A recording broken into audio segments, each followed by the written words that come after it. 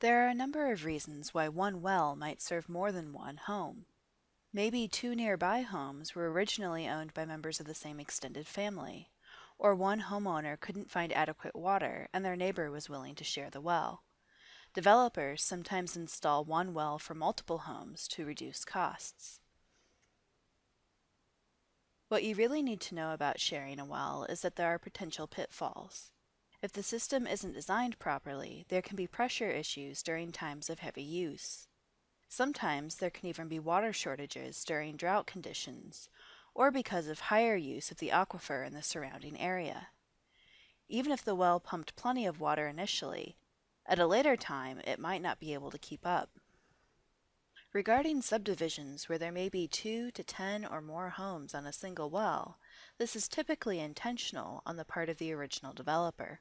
They are being careful to limit the number of homes on a single well such that the well is not considered a public water supply, while reducing their costs by not installing a well at each home. It's really not a good practice and forces neighbors to share responsibility whether they want to or not. We would suggest thinking twice about buying a home in this situation. In these cases, the maintenance and shared ownership of the well are typically written into the deed.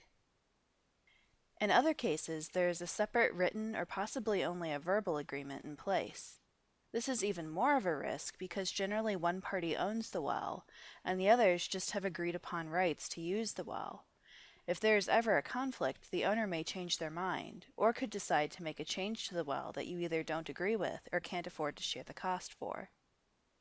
If you have a shared well, be sure to do your homework and protect your investment in your home by ensuring you have accessible and adequate water supply. The private well class is a collaboration between the Rural Community Assistance Partnership and the University of Illinois through the Illinois State Water Survey and the Illinois Water Resource Center, and funded by the United States Environmental Protection Agency. The views expressed here are solely from the class authors, and not endorsed or reviewed by US EPA.